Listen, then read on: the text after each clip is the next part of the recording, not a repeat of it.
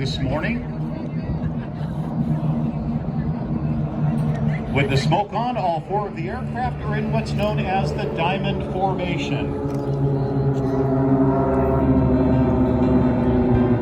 You see this, James?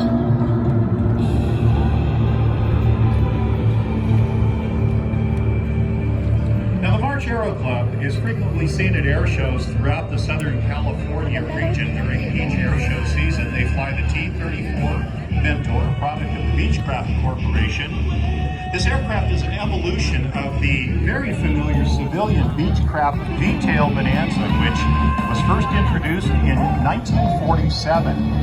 And at its introduction, the United States military was suitably impressed with the aircraft as a civilian airplane that they began considering a replacement for the aging AT-6 Texan, which at that particular time, at the conclusion of World War II,